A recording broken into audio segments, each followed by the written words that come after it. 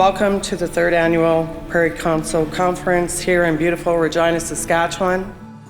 We're here to plan our way forward over the next year and what the focus is going to be on in terms of the year going forward. We're not going to change the world, but if we work together, we can make progress, we can make things happen. Think of what we've accomplished in 3 years.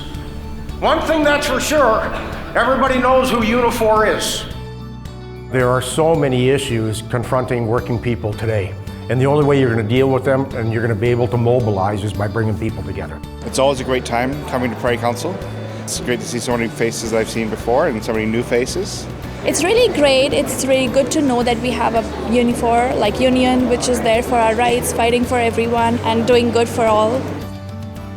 We get to brainstorm, if you like, trying to get different ideas, different ways of attack. We're up against a pretty tough scenario here in this province. It's important that we have coalitions and alliances and look to our allies to join forces with them. I think it's numbers speak volumes, and the more people that we can connect with, the better off we're going to be.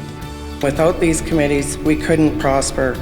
It's impossible to move forward if you leave people behind. It's important that we work with anybody who shares the same kind of vision that the labor movement does, one of inclusiveness, one of fairness, one of economic progress, one of social justice. We'll be working with anybody who supports those ideals. It might be a group of retirees, it might be anti-poverty activists, it may be Indigenous people, and that's part of our role.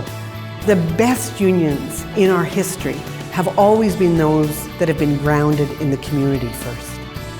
The tides are changing across this country, and I believe that Indigenous people are a really big part of that story, and I think that's exciting.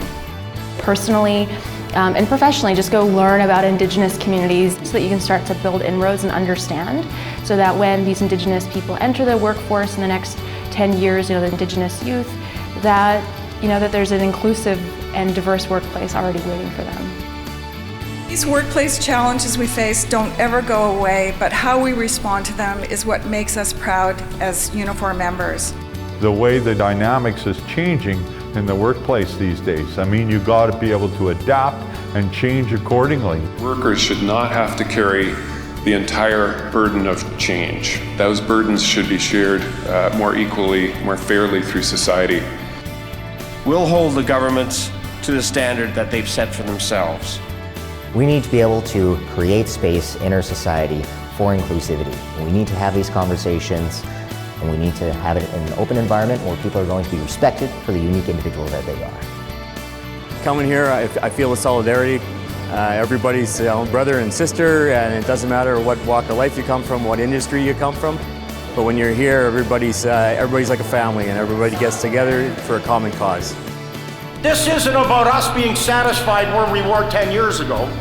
This is about us understanding where we are, fix the last 10 years, and then plow forward as we move forward to the type of country that we all expect.